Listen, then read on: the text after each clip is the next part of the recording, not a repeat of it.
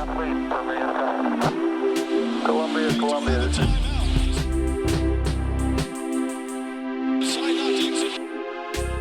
is Houston, AOS, over.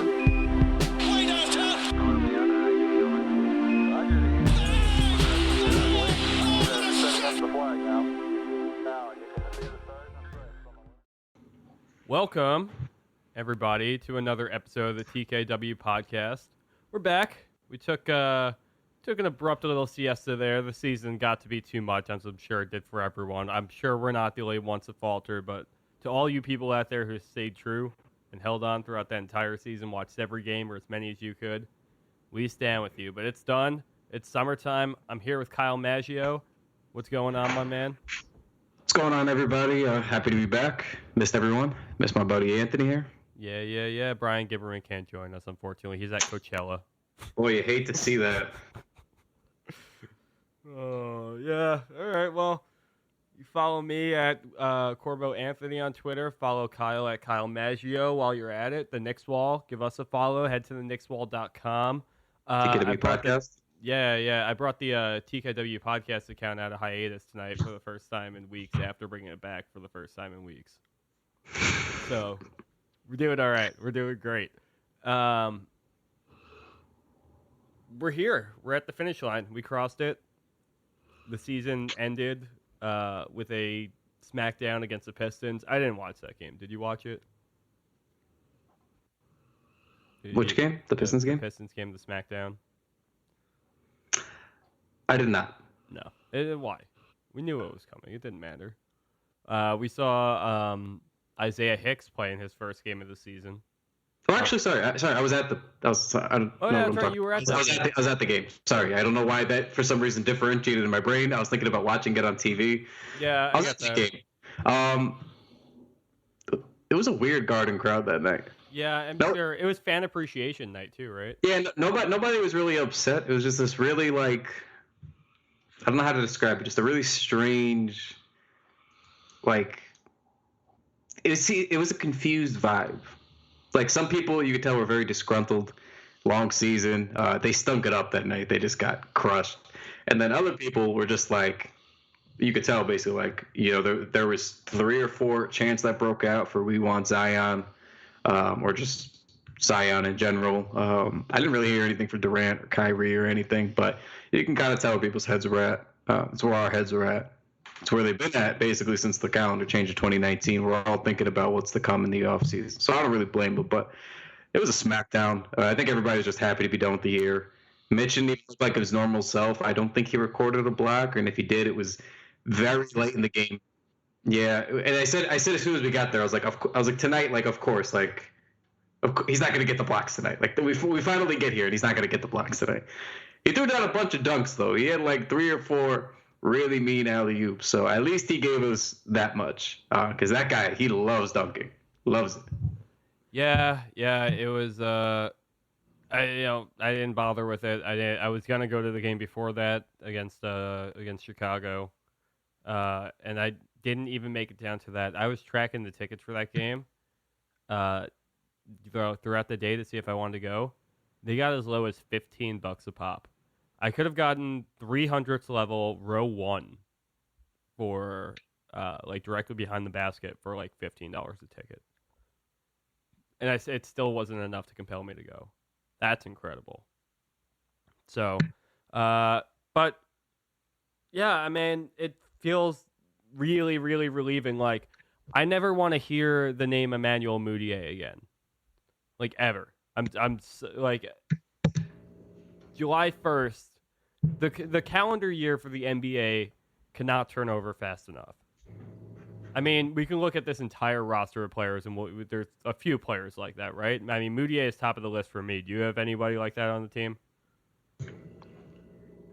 Honestly, it's probably just Mudiay for me. Zoni probably fits in there too from an on-court perspective. Yeah, but then he had to go ahead and become a fucking point guard at the end of the season, and now he did. I just really want to caution everybody listening, and as always, when I do this, I know I'm going to get slammed via comments or tweets or anything else. The games in March almost never matter. when you're a team this bad, they like games in March you already have to take with a grain of salt because this is right after the All-Star break. This is when a lot of teams kind of know they've locked up the playoffs, so they're about to. So there's not like that sense of urgency. For a couple of teams, sure, they're still fighting for seeding or for the last couple of playoff spots, for sure. I'm not saying it's like all 30 teams, but a lot of weird shit historically has happened in the NBA with fringe guys in March and in April that does not translate to the following season. I think Trey Burke being not a big time scorer, but he was really producing when he got here end of last season and eating and getting a lot of shots and being efficient. And then this year wasn't the case when he played those games earlier in the year. And he got plenty of opportunity, So I just don't want to go nuts with people's late season performances. Like as a fan, I enjoyed it thoroughly. I like Mario as a person and a personality. I'd welcome him back as an end of bench guy on a really good team who doesn't play very often. Again, not Mario slander, but in what we saw the whole year, there's not enough for me to put stock in those great games at the end. A lot of fun. And after a season like this, like you need random fun like that. It was enjoyable. I really had a blast watching him because you can see we've always known the talent is there. He just hasn't thrown it together. But I just don't put too much stock in those end of the year games because we've seen like fringe Knicks just appear those last 2 months, and then they just play really well or ball out. And remember what was his name?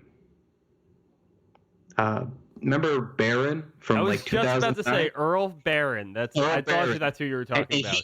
That's a crazy thing. Hold on. Can we acknowledge something right there? That you and I both were thinking of the name Earl Barron at the same time for a player. And, like, I know you were hinting at him and everything, but that's never happened. Two people have never thought of Earl Barron at the same time. No. So that happened. I mean, you can see we've been doing this pod together for a while. That's our synergy.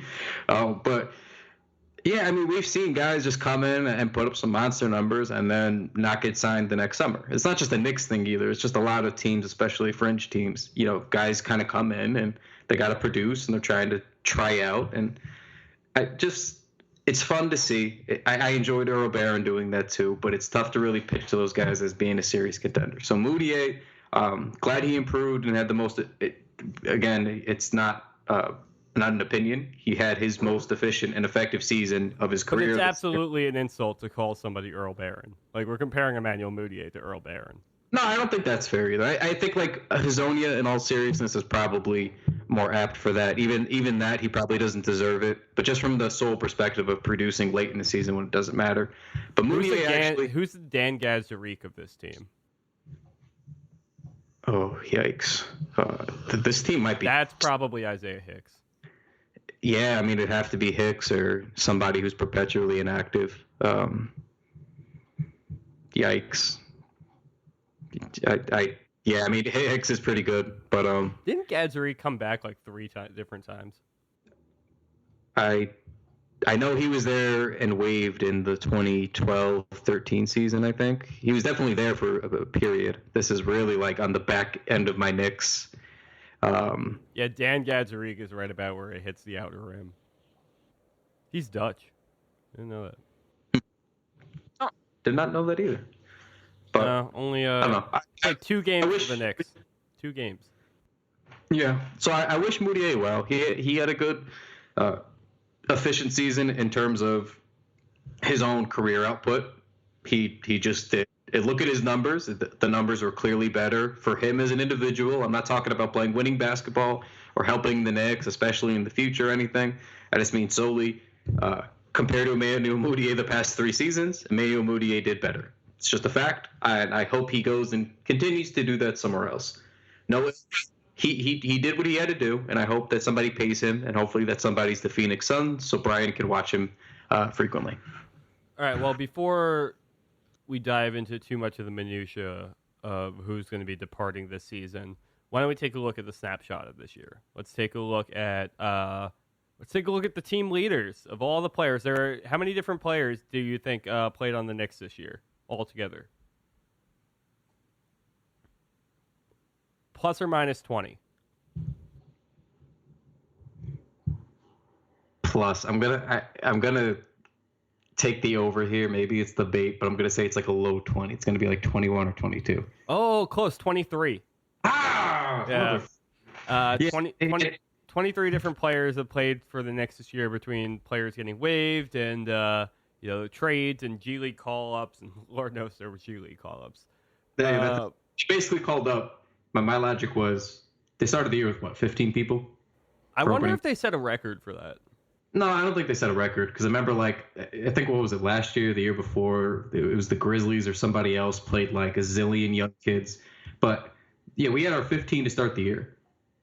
Baker, and then we had, Kadeem Allen come up, John Jenkins come up, Hicks came back up, Cornette was here. Well, Cornette was on the opening season roster too, but you know what I mean. There's a lot of people. Wesley Matthews played 2 games. Wesley Matthews once in the goalies, Nick. I know we tweeted this out. Who is a bigger dick, Dan Gadzuric or Wesley Matthews? Wesley Matthews, his impact. No, Wes Matthews has, I think, the worst shooting percentage in Knicks history, or he's tied. I'm serious. I'm looking at it right now. He shot 21% from the field. It's the worst. It's the worst in Knicks history, I think. That's all right. So our point per game leader for the 2018-19 season, in 46 games, playing 32.6 minutes per game, Tim Hardaway Jr., 19.1 points per game. That's something that we predicted beginning of the year. Yeah. By a margin, too. It's Mudiay behind him at 14.8, and then Dennis Smith with 14.7. Well, I mean, we basically knew going into the season, because Mitch was going to be question mark. We didn't know what to expect out of Trier. We didn't even know if Dotson was going to get an opportunity. So we kind of felt like, okay, well, by default, all the team's buckets are that the offense is going to run through like Cantor, and it's going to run through Tim Hardaway Jr. We knew Timmy was going to be the one until KP got back, but he who shall not be named, everyone's going to yell at me now. But I do want to say one thing about Timmy too, and I'm going to get in trouble again. I'm just feeling it today. Yeah.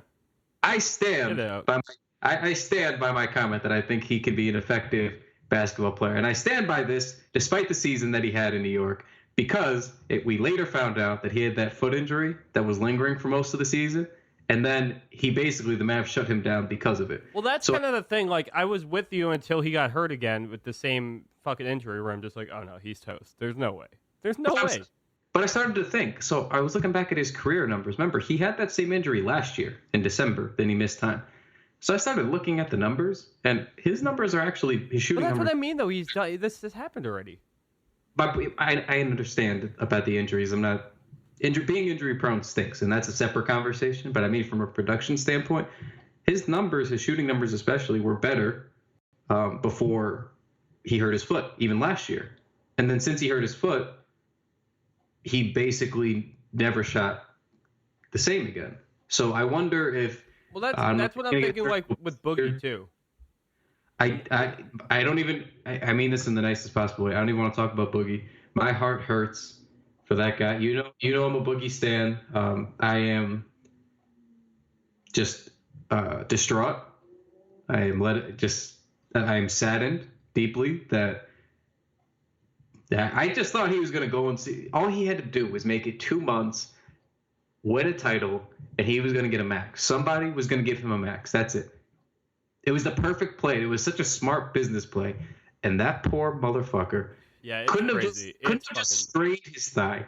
He tore it. And he's out the duration of the playoffs. That is the saddest thing. He finally gets in, and he's out immediately. And not only is he out, now his livelihood is threatened at age 28. It is sad. It is sad. It is sad. It makes me very sad. Regardless of how you feel about him as a player or as a person, it makes me sad to see somebody robbed of potential.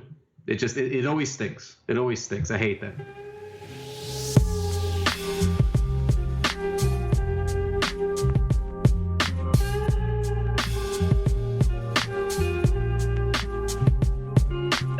All right. Well, I mentioned in the points per game leaders, and then if you look at the actually leading in assists per game, but second in points or third in points per game is Dennis Smith.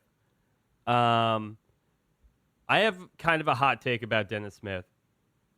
I think we should trade him.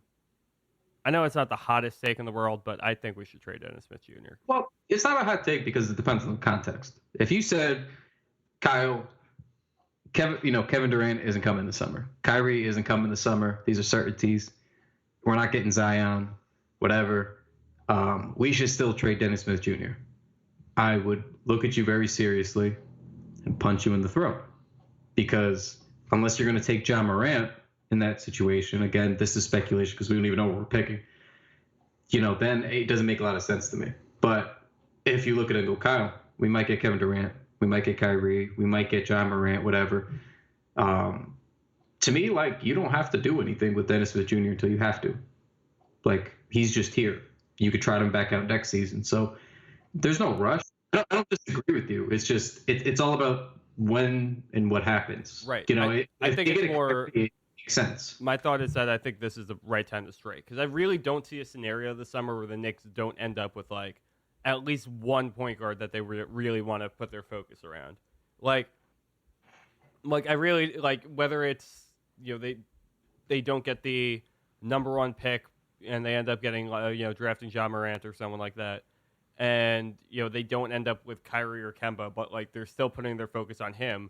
I still think in that scenario, you're best off to trade Dennis Smith Jr. and shore up some of your other needs, wherever the gaps may need to be filled in, whether you're just trading for, some extra money or you're trading for a pick down the line or something like that. I just think that his value is not going to be more than you're going to be getting for him right now. And I don't necessarily... I'm not a huge believer based on the sample that he showed last season. He did struggle for a significant amount of his time they came to New York in. And I'm not out on Dennis Smith Jr. I don't think he's a bust or anything like that. I'm just I'm not convinced yet. At this point, if I'm not convinced, I know it's a small sample size, but I think this is when you gotta try to pounce on his value. So I am half in and half out on what you said. As far as being sold on him or not sold on him, I don't really blame you for having either opinion. I think there's obvious, parts of his game that he could work on, most notably his shooting touch. And I think for any guard, that's a very big, valid concern. I will say that his shooting numbers outside of his time in New York were largely passable, despite his funky jump shot. So, and I mean his jump shooting numbers, not his overall field goal percentage and everything else. Very clearly a step above any other, prospect the Knicks have on their roster other than Mitchell Robinson. So my stance with him obviously is, I really like Dennis, and I think when you have a guy who, there's this misconception that he's a scoring guard only for some reason, and he's very adept at passing. He's made a number of really heads-up plays. He keeps his head up a lot. When he drives, typically he's looking to kick out. And we saw a lot of times where he'd get in by the basket and he'd, kick out to the other side of the court for a three. A lot of times it was Knox or Dotson. And he can really fucking pass the ball. And I think people don't give him enough credit for that. I don't know why. I just think when we see an athletic scoring guard, we think you're going to get 3 or 4 assists a game. But, I mean, he was really diming a lot of those games. I definitely, especially when his shot wasn't really working. He did he showed the ability to be able to turn that switch and move into more of a facilitator. And that's something we definitely haven't been able to see, is seeing players do both those things. Right. And as far as, his, the other issues, because I know it was up and down since he got here, but he also did kind of struggle with injuries since he got here. He's been in and out of the lineup and missing time. And towards the end, it was the back. And he missed some real time with the back. And so my point is, I think he's actually fine. But I don't agree that his trade value is really good right now. Because, remember, he just came out. He's on the worst team in the league. And that's not his fault. He kind of got dumped there. But on top of that, he had a back injury that kind of hampered him. And back injuries, we know how they could be. And we heard it was a disc issue, and he's got to get worked on. So, I mean, he missed the last game of the year, and I was there before the game courtside, and we were watching him shoot, and I had some videos, and he looked okay, but even still, back injuries are no joke. So, I don't know that it's the right time, I guess. I'm not opposed to trading him, despite my infatuation with him as a player and my belief in him as a player. But I do think, obviously, if you get Kyrie, I don't really think it's a good idea to keep Dennis. Like if Dennis wants to stay and he's like 100%, I'm down to be the sixth man, like the super sub. Like play me 33 minutes a game off the bench. I don't care. Whatever you got to do, I'm here to play with this team. If that happens, cool. Obviously, it's a big help. He's very talented. But I also want to be opposed if Kyrie came and he was, maybe not fond of it, or whether or not he was, if the team was like, hey, you're a really good asset. We're going to go flip you for some shit. Or we're going to go send you with Kevin Knox and maybe a pick, and you're going to go to New Orleans to play with Anthony Davis. Like, well, see, that's what's I've been thinking about. Like, obviously, I wouldn't be opposed. You know what I mean? So for me, it depends. It's like a wait and see. I wouldn't do anything now. I don't think there's a rush to do anything now or as soon as the season ends. I think you just got to wait. And if things break your way, if you get Zion, okay, well, right there, you didn't draft Ja Morant, so you still need a guard. Okay, so Dennis stays. Next step is free agency, Okay, you got Durant, but you didn't get Kyrie. Well, now you have Zion and you have Durant. You still need a guard. We'll keep Dennis. You know what I mean? It depends for me. That scenario that you just drew up, though, is interesting. I don't know if necessarily Anthony Davis is the end all prize of that combo, but moving the young guys. Like if we do end up with Kevin Durant, and just based on what we have seen so far from especially after that 60 Minutes interview the other day, and the whole Steph Curry Tiger thing and the drama with him and Kerr right now, like things are looking really, really in our favor right now. I'm a happy guy, but if that does happen and Kyrie shows up or Kemba shows up, either one of those guys, or the scenario happens where there are these two mega talented players who come and play in the Knicks, I really have been kind of thinking about it. All right, what do you do with Kevin Knox and Dennis Smith and Ntilikina? It might be a whole nother conversation at this point, but does it make sense to even keep these young guys around? Like when we're going to be grooming, when we're trying to develop this roster, we're trying to figure out exactly how we want these guys to play together, and we're trying to figure out what we have to get and build around these star players. So Dennis Smith Jr., he might look good in a 6-man role, but is that really ideal when we could go ahead and get something else that might work better, or somebody else that might look better in that spot, assisting these other guys? I wonder if in order to get the ideal team that we're looking for next year, if it just kind of has to be a feasibility that we got to move on from these young guys. So I'll be the bad guy, and I'll take everyone being angry at me in the comments, and we'll just move from here. So I'm going to start. If the Knicks sign Kevin Durant and the Knicks sign Kyrie Irving, I would drive the kids to New Orleans myself if New Orleans were to accept a deal to get Anthony Davis. Now, I understand what you're saying. Mitchell Robinson looks really good. Well, Mitchell Robinson, very, very good, and I believe in him and want him to be a Knick for a very, very long time. And do not get this twisted. If we ran this out next summer and it was Mitchell Robinson, Kevin Durant, and Kyrie Irving, I would think that's a terrifying three-headed monster that you have all the interior rim protection and lobs. I mean, Kyrie and Durant are going to be chucking lobs to him. He's going to have 14 points a game off of lobs. I would love it. I would love it. And I almost hope that that's what happens. But at the same time, if you're signing a Kevin Durant, you're signing a Kyrie Irving, you're doing so to win a championship and to win one soon. I think everybody would agree on that. You know what I mean? You're not signing a Kevin Durant and a Kyrie Irving to wait for Kevin Knox to develop in 2 more years, or wait for Alonzo Trier to come along as a guard, or to wait for Dotson to develop into, a really legitimate 3-and-D wing threat. And he's getting there. I believe in Dot. Everybody knows that. But you see what I mean? There's a progression that takes time. When you sign guys who are age 31, like a Durant, and he's going to be your bona fide top option, and that's the only guy that's really been rumored to be locked in. The Kyrie stuff is still a lot of smoke, despite what we've seen. Yeah, I don't know. If you get a Kyrie and you get a Durant, you have to maximize your window. That's the way I look at it. It's not the worst thing in the world that they kept the kids. Of course not. Of course not. These are good picks. I believe in them, but I think, if you can get a third star, we see that that's how the league works.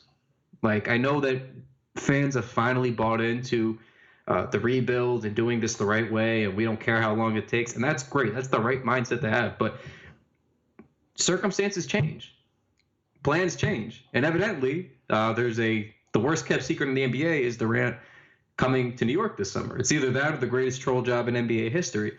So if that's really the case, then listen, we've been bad for how long? God, if you're getting a Durant, you go all fucking in and figure out the rest later. I'm not saying make rash, bad decisions, but I mean, to me, it's pretty obvious. We know that this was the worst team in the league with those kids. Had they been a little bit better or overachieved to a degree, maybe I cool it a little bit. But to me, you got to get Durant the most talent he can. He's 31. He's going to have a window for the next 4 or 5 years that he's here. You got to take advantage and win as many titles in that time as you can. Obviously, we're getting ahead of ourselves, but that's my take, as much as I love the kids. My whole thinking is, very much along the same lines. It just might not be a good fit. Like, it just might not work. Like, you can't. It's hard to say that you can devote resources one way or another. And it's like you're saying, like, we've been bad for 20 years or so. It's like the last 20 years, since the 90s teams when they demanded some respect, and there's moments in between and everything like that for sure. But it's largely because it's like, okay, rush to the next solution, put a Band-Aid on this, buy the most expensive Band-Aid you can get and put it over your problems. And now we finally get this fan base and this organization to agree to a slow burn, and now we're ready to torch that shit. We can't, it's good that we're here because there are other avenues that this team could go down. I feel like there are more options and we're more prepared to go down a route where we can pursue big free agents and big players. And it's like, Correct. Previously we could never get to that point because we were never holding on to, we were always just chasing our own tail around. Yeah, and the other thing I just want to point out too, guys, is please just look at the success rate for draft picks in the NBA. All three of these guys are not going to turn into I will change that because takes are vicious in 2019. These guys are more likely to not all become stars. Like that's just how the odds work. I think the odds of getting like an all-star caliber player via the draft is like 15% or something. So 85% of the guys that get drafted are just regular players or worse, like a standard starter or worse.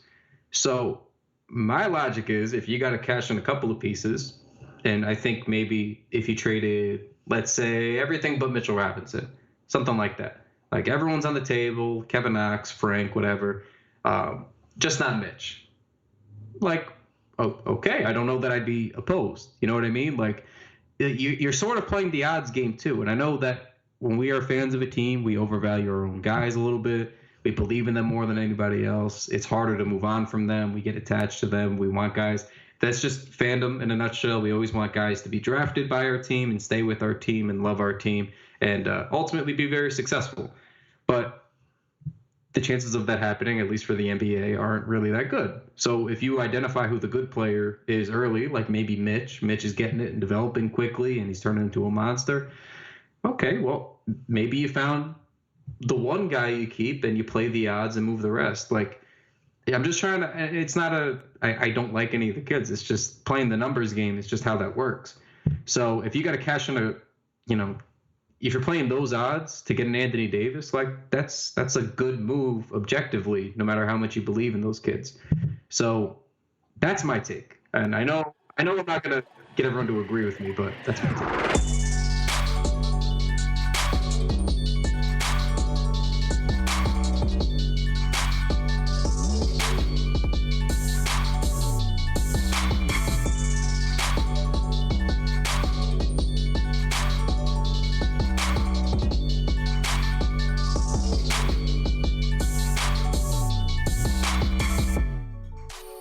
Let's say we're not trading the kids. Let's say we're holding on to a cut. Well, we're not going to sell the farm. Let's say we hold on to Kevin Knox. And, it's all signs indicate at this point we are. There's no talks for him to be moved so far. We haven't gotten anywhere like that yet. But, let's say we hang on to Kevin Knox and he becomes, and everything else does go right. They do get, a significant pick next year, and they do get Kevin Durant, and they do get whoever that second star is. But Kevin Knox now becomes, his role shifts significantly from what it was this year.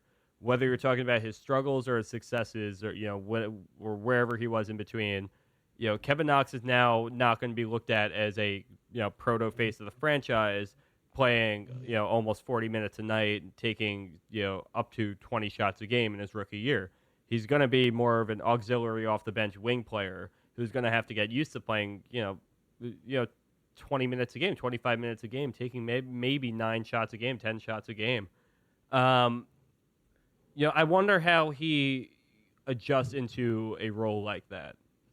Yeah, I think, and again, stay with me. This isn't about my disbelief in Knox or anything, because I think he's going to be a very good player.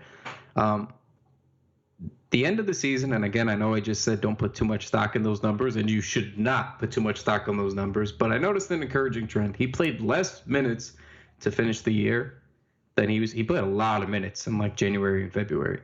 And then from March onward through the end of the season, it decreased. And I think he was playing pretty typically under 30 minutes, like high 20s, between like 24 and 27 a night. And his efficiency rose. And a lot of that's just him being a kid and, not being strong enough yet to get through a game. And that's not really his fault, which is why I don't blame him for like the terrible efficiency numbers. It's tough as a rookie. I get it. Especially when you're long and lanky like that, you're still growing into your body. He's still only 19 years old after a full NBA season. So I think that would help him maybe. I don't think it's like a demotion or anything, you know what I mean? Like if you're playing with talented players, let's say next season, there should be no shame if you're Kevin Knox and coming in and being a 6th or 7th man and playing like 25 really good minutes a night. Right. There's no shame in that. Like that to me actually helps his development, getting to play behind maybe someone who's a little bit better than him, who's really actually, all-star talent. And I think that helps him because he can now come along at his own pace without getting exhausted and gassed and hurt and beaten down. He can just come in, foot on the gas, do what he's got to do. And I think that's going to help him in other areas like defensively and just his rebounding, like just his energy in general. If he knows he has a little less time to play, you're going to want to give it your all in theory. That's what I'm wondering because, like, I think that, yeah, you're right. Like, playing less minutes will probably be – I don't think he's going to look at it as a demotion. And, like, he's never – throughout the whole rookie year, I mean, he's been an absolute professional in every manner and how he's handled his struggles and how he's addressed the struggles of the team and everything. He's really been great with that. That's been phenomenal. So I don't worry about that. I just, like, is he the kind of guy who needs to be – running around taking a lot of shots a game and, really being a focal point in the offense in order to thrive is what I'm wondering. And, I don't think that he's shown any reason why he couldn't, do well in less minutes, but he's also just shown points where he becomes totally invisible in the game regardless of how long he plays. Well, and that's what he really needs to shore up. I mean, that's also, he's a rookie. He's, I'm not defining his career in any means at this point, but he, his moments of invisibility were pretty telling on the court at points last year. So him doing that in a lesser role may hurt the team a little bit less, but I don't know how it's going to help his development at all. Last thing I'll say on him is another thing I noticed, and I have to go back and do my research on it to confirm, but it seemed like whenever he was playing with Dennis Smith Jr., like an actual talented NBA player, like a regular good player, especially at that position, it seemed like he was very comfortable just catching and shooting. It seemed like he knew where to be. Like he was flaring up on the wing and, curling up to come up and rotate to the top of the key sometimes or just kind of in that direction. And he was getting good looks. Dennis would cut basically or drive, and then Kevin would go where the defender wasn't. And Dotson did this a lot too, and they got a lot of really easy catch and shoot shots. And I don't know that he needs to be the focal point. Is what I'm thinking. I think that he has a game where if he needs to, I think down the road, once he develops his body a little bit more, maybe his touch, gets used to the contact, builds some strength, I think, yeah, he'll get there. But I think for right now, he's shown the ability to be a good catch and shoot three-point shooter. He's shown the ability to kind of have the wherewithal to know where to be in those situations. And I'm starting to think he could play off the ball just fine. I know I'm starting to think now, a lot of times where he was attacking and being the initiator on offense, there wasn't a ball handler on the floor, or at least a good one. So they were trying to run it through him to get him his reps and get him some looks and be a focal point of the offense. But if he's playing with other talented players, then I think that he can kind of pick and choose when he does that versus being forced into it more often than not. And normally when you're a young player like that, that kind of has a good effect on the rest of your game. So I'm encouraged kind of in any situation with Kevin. I'm starting to feel like with who they're rumored to sign and who they're rumored to be interested in trading for, that he won't be on this team very long. And that makes me sad as somebody who spent a whole season talking myself into him and believing in him.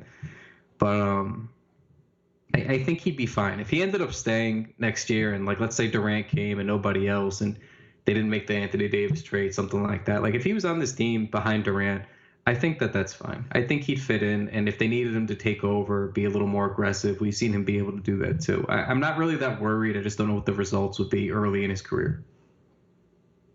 Do you think he could thrive a little bit like Alonzo Trier has this year? Trier has really shown. I mean, he has his games where he doesn't necessarily show up. He's a rookie.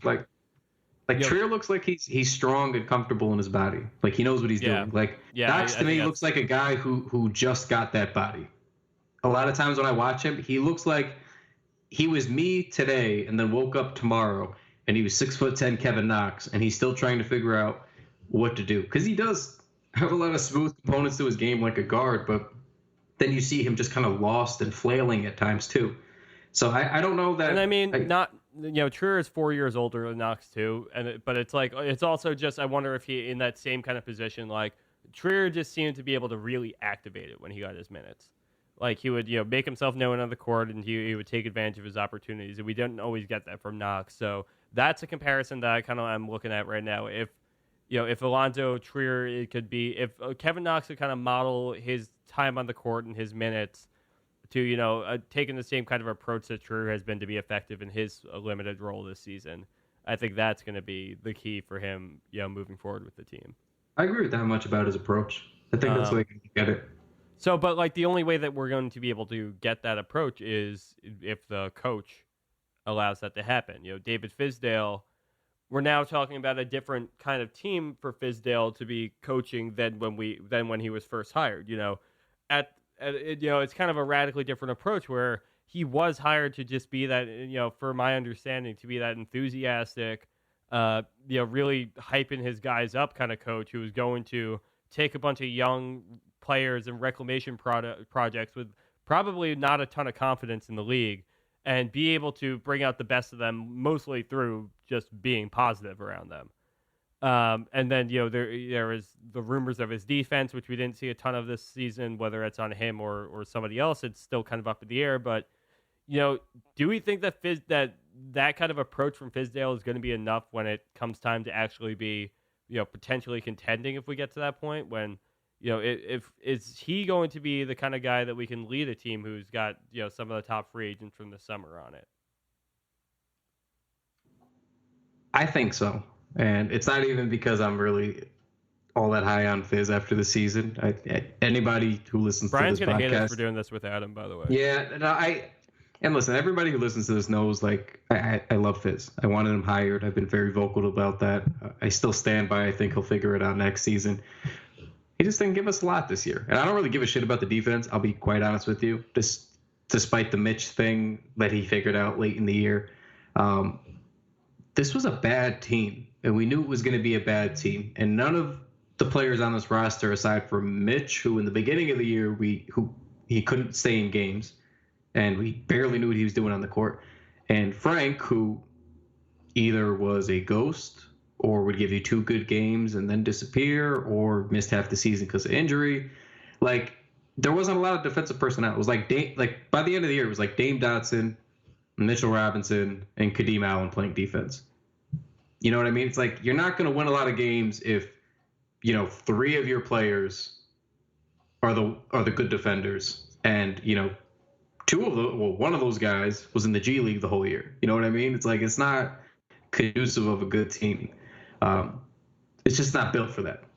What I'm really disappointed with, my gripe was I just didn't see the offensive system. And I know Brian's made the point about maybe Fizdale's like a star players coach, where it's just like, there is no system. It's just the star player comes in and you play to his strengths, whoever that is. And I think that's actually a really fair point. But at the same time, I'm a little disappointed because when he got hired to do Memphis, there was a very clear change the first year and the way that they played their play style. They took significantly less mid-range. They took significantly more threes. They jumped from like near the end of the league in threes or like in the mid-20s, and they were suddenly like in the teens. They were like a 12th or 14th in the NBA, at least shooting three-point attempts. And to me, I was a little disappointed because that didn't happen here. So I just don't get, and the Knicks always get compared to the Nets. I'm not trying to do that, but Kenny Atkinson came in and put a system down, and Fizdale did that same thing when he went to Memphis. So I'm just confused why he didn't do that here. And I made the point that I think some of it was on purpose to just really lean into the developmental shit, like making Trier play point guard or, things like that. A lot of times with Knox, we saw him giving Knox the exact same kinds of plays. Like Knox was really comfortable with the dribble handoff on the wing. And he would go, it would be like a little side pick and roll kind of thing. And then they would just let him go and get a full head of steam towards the rim. And so I wonder how much of it was just intentional to get the rookies their reps or lead guys to do things versus he just didn't want to put in a system. So I'm just really confused given the context of the season, and I don't know that it's really fair to judge. I just think it's fair to be a little bit disappointed that we didn't see more, but it's obviously not really a fair judgment because I don't want to make it sound like he's going to be a star players coach when, well, in Memphis, we saw him install a system successfully and turn Marc Gasol into a three-point shooter. And, they were really buzzing offense. Something's missing for me. So to me, it's not as simple as he's an idiot and didn't install a system. Mm-hmm. It's somewhere in the middle, I think is the point. It's inconclusive for me. He's just also I feel two ways about seeing him where he is now. We're seeing David Fizdale at the bottom right now. 17 wins, and we've seen his enthusiasm for the team be strained at a couple of points this season. I mean, the Ntilikina situation, by the end of it, he was just sounding tired of it. He was given the same kind of response at the end of the season to them constantly losing games and just being like, day to day, we're focusing on this player, that player, everything like that. And in the moment, it's not always the most encouraging, but at the same time, I don't think we're ever going to be at this point again with him as a coach. So, it's really only up from here. And I think that the better that the team can get with him in charge, I think the better he's going to be able to run the team. So I feel like I'm more okay with sticking with him for a little bit longer because I think he's really a guy who's going to grow with the team. And, maybe the Knicks thought they were getting a little bit more of an immediate payoff from their coach at the beginning who could kind of earn a couple of wins on what would be a broken season for sure. But I definitely do think there's still potential for Fizdale to, be at least a leader with this team. Yeah, and the last thing with Fizdale is we can't do this thing where if we don't see results year one, especially in the context of a season like this, we get angry and go, well, the coach needs to go. Not for nothing, guys. I might be a little bit disappointed I didn't see an offensive system, but what coach was going to win that many more games with this team, even if you optimize the offensive system? You know what I mean? How many more games are we really talking about here? How much more successful would somebody have been? And I've made this point to other people, when a team decides to tank, it's not Fizdale tanking. It's not Fizdale making tanking decisions game to game. Fizdale's probably trying his best to win, or at least put his most talented players, who were probably the rookies in his opinion, in positions to play more and be successful. Knox got a lot of reps this year. He was their lottery pick. That's a good look in my opinion. But he left some things to be desired. But we can't do this thing where every year we call for a coach to get fired either. At least wait for him to get some actual players. If he gets Durant next season, and I don't even care who else, if he gets Durant next season and he's still doing shit like this, where it's just everything's ISO heavy, there's not a lot of movement in the offense, it looks just like Jeff Hornacek's Knicks, where they would dump the ball to KP in the mid to high post and let him shoot a contested like, if it's some shit like that, yeah, I'm going to be pissed. Then I'll make a judgment. But, I mean, this team stunk. This team was a bad team. The front office signs those guys. The front office makes the decision to tank. You know what I mean? They signed the guys. They signed the talent. They could have spent, X amount of dollars on whoever. They could have paid a little more. They chose to sit pat and wait for the KP thing to figure itself out. It is what you knew what you were getting when you traded for Mudiay. You knew what you were getting when you signed Hazonia. You knew what you were getting when you signed Von Lay to the last training day contract, the training camp contract. Like, you knew what you were getting with this team, is my point. You knew where you would kind of end up. So I just don't. To me, like, as much as I'm not thrilled with what Fizdale did this season, it's like, yeah, of course, at least he gets another year. Give him a year with a real team. He should get 3 years, in all honesty, barring like a train wreck next year with a really talented team. But I just don't think it's fair. I just think we've watched bad basketball for so long, and especially after a season like this, and then you hear about things coming up next, you get anxious. But it's not right either, in my opinion. You can't fire a guy every year. We're never going to be happy. We're never getting anywhere that way.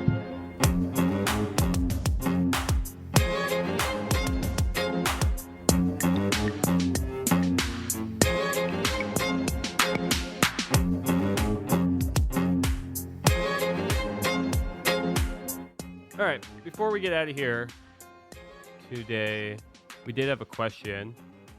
It comes from Dragon Emoji at Kevin Knox burner.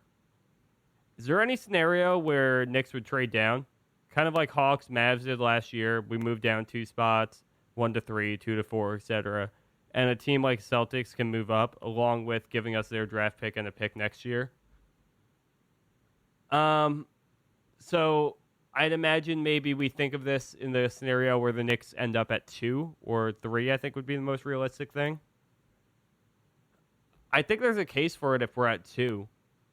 I think maybe you move down to, you can go down from like 2 to 5 and there'd still be some pretty stellar players there and you can get a pick for next year. But at the same time, I don't know. I'm kind of at this draft, kind of just wanted to, knock out the best available talent we can get and then really just get on with, loading up on big time players and valuable players and not worrying so much about building through the draft from there. So I don't know.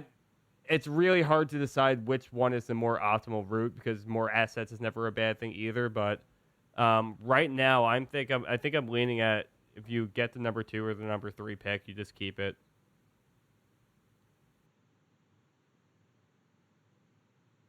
Yeah, I kind of agree. I definitely think, obviously, there's always the right package. There's always the right price available. So if you're at 2 and someone offers you a Kings, like if the Suns are, have the 3rd or the 4th pick and they need a point guard. And they're going for John Morant if they could get Zion, right? Yeah, like if they're gonna throw just a ton at you for the 2nd pick and you drop to the 3rd or 4th or whatever, like, yeah, I think that's a good move. You go scoop R.J. Barrett, you get a couple more picks or a good young player, you call it a day. Like, yeah, sure, but I don't know. I mean, it's tricky. Like the Luka Trey thing, like he referenced, that's fair. That's actually pretty good, but I'm kind of with you. They're so bad, and free agency is not a guarantee. I just think if you're 2 or 3, you keep the pick, you take whoever you think is the best player available, and you call it a day. And you try to figure out another trade down the line with somebody else. But I don't think you need to. If they get the 4th or 5th pick, I 100% want them to trade it. I'm sorry, I don't want any parts of Cam Reddish. I know people are high on Culver, and I like him. I just don't know how much I like him as the 4th pick in a kind of weak draft. So I prefer if they go 4th or 5th, I hope they trade it. If it's top 3, 2 or 3 is the only way they trade it. But at the same time, I don't want to keep on deferring back draft picks. You know what I mean? Like, I don't want to just I don't want to draft like another Kevin Knox or Frank Ntilikina. Like, not to say that those players aren't going to pan out one way or another, but just I'm really hoping that the Knicks shoot for a player of a higher ceiling right now. And otherwise, the pick is kind of not. It's more valuable to me at that point being moved for a player who can contribute right now. I don't necessarily want more mid-tier pick packages in the future either. That's not, that wouldn't be my first goal to look at if I'm the GM of the Knicks right now. But, I think there's kind of a top 3 mentality going on right now. And then beyond that, you can get a little bit more creative with it. And I'm just not as particular with what to do with that asset, I suppose. It's never a bad thing to have more assets. Like if they got the second, like you said that before, if they got the second or third pick and they traded back and got, 3 picks out of it, like, are people going to be mad that they didn't draft Ja or draft RJ? Of course, there's going to be people who are mad, but it's not like they didn't draft Ja to draft, Hunter at 2. Right. They still got assets. Like it's kind of the way I felt about the KP deal in the end, where I was just like, all right, I still don't love it, but they got assets. Like, at worst, I can only be, like, a little disappointed. You know what I mean? Right, there was a return at the very least. There was a return, and it was fair. So the draft trade would probably be similar, where I'd be like, not what I would have done, but I'm also not going to bitch. It's not really a bad decision either, just one that I didn't like. It's just also really deflating to trade away a draft pick that you've literally just won 17 games to attain. But I think we'll already have all that out of our system by the time we end up with the 5th pick in the draft. So now let me ask you. We have 2 more questions remaining. We'll make these quick because I know we dove in on that one a little bit. This is from. I'm going to let you enunciate the last name because I've said this in my head a few times. Where is this? I only saw one question. No, I quote tweeted the TKW tweet, the pod tweet. Oh, gotcha. So it's the first reply. Okay, hold on. Okay, here we go. Well, I'll start with the first one while you're doing that. So it's from Dark Kent Jr., and that's at Native Sun 45. And it says, Frank or Dennis Smith Jr., which one projects as a better option going forward?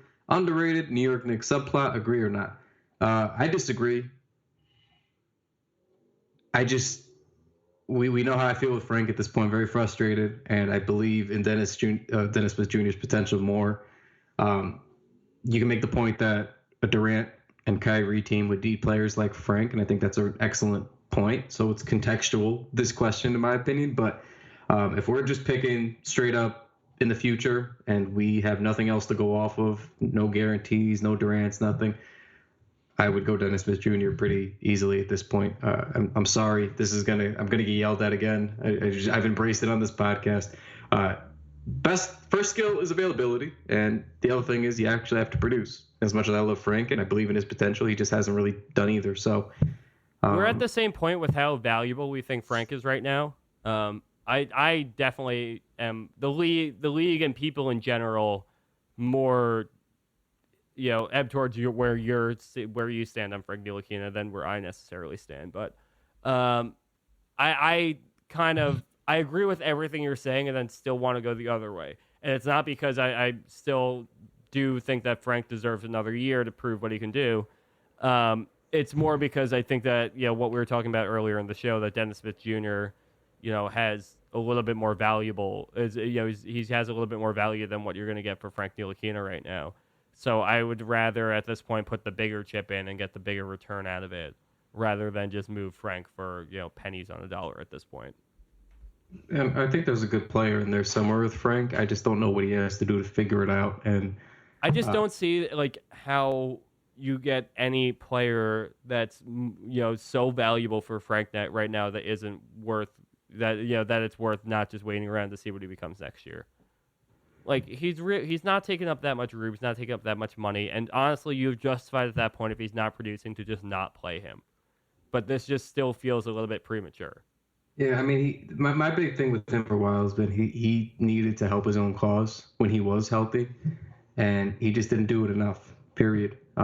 I know I wish he would have had a longer leash to play through that. I agree. See, but I think he does. I think overall he does. Like, I don't think he necessarily needed to show more there because I think that he shouldn't necessarily, or that next year, I feel like we're a year ahead on him. We're like, this coming year really should be the time when we're more thinking, hey, man, you got to show something. Otherwise, we got to do something with you. It's possible. I hope he's back next year. I hope they don't trade him. I think having a young guy like that who's a lottery pick. Yeah, I mean, he's going to get traded. That's the way I feel. That's my hunch. I don't want him traded. I just think he's going to. And it stinks. I wish him best if that does happen. I think he's a really good kid, and he's going to land on his feet and develop somewhere. But I just don't know if it's going to be here. They just don't seem to make him a priority like they do for other players. And it is what it is. But our last question. Yeah, I'm going to go Mike Plug on this one. I'm going to go hard G and say the H is silent.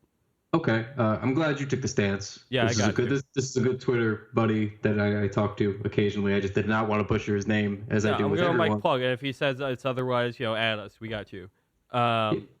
Assuming the Knicks get all three of Kyrie, KD, and Zion, which jersey should a person buy, and by what criteria should any individual decide? What's the thought process? I'd like to ask you off the record, but live on the podcast. Yeah. Am I allowed to slam the table if I want to make an emphatic point? No. Your mic is on the table, correct? Can I slam like a wall? Yes. To give the effect? Yes. Okay. Hold on. You buy all three. You buy all three jerseys. You do it immediately. You don't hesitate. As soon as Zion gets drafted, you pre-order the jersey. As soon as KD signs, you pre-order the jersey. As soon as Kyrie signs, you pre-order the jersey. And if the pre-orders aren't available, you custom make them yourself, and you get the good ones, the authentic ones that are $180, sometimes upwards of $200. You spend the money. You want to know why? Because we've waited years for the perfect scenario. We've waited years to go, okay, no matter what, we're going to see 5 years of good basketball. Maybe it's not great. Maybe things don't go our way, but it's going to be good. We haven't had a guarantee like that in a while. The Melo stuff was, okay, we got Melo, but it took a lot to get him here. Now we got to navigate out of it. Then they had the one good year of navigating out of it, dove right back in when they traded for Barnes. If they get locked up, you have 3 or 4 years guaranteed of player control with Zion. You have a 4-year max with Kevin Durant, a 4-year max with Kyrie Irving. You buy the jerseys. You buy them all. We won't get this opportunity again. You have to not take it for granted. Don't be a penny pincher. That's why they make credit cards. Sure, will you pay a little bit of interest if you can't afford it? Absolutely. But is it worth it in the long run? Positively. You buy all three. No question. I have no follow to that. Do what he says. Thank you for slamming the wall instead of the table. I appreciate that. That's why I asked, buddy. Alrighty, man. Well, I think it's gonna do it for us. I gotta wrap this thing up. Everyone, thanks for tuning back in. We missed you. Thanks for sending in your questions, everyone who did. Give us a follow on on Twitter at the Knicks Wall, at Corbo Anthony, at Kyle Maggio, at TKW Podcast, and head to the knickswall.com. We have tons of draft coverage coming up right now, and believe me, if you didn't watch a minute of the tournament, like me, if you were me, that's the place where you're going to want to get filled in for the upcoming draft. Subscribe on YouTube. What's going on, YouTube folks? And that's going to pretty much do it for us. So we'll talk to you all on Sunday.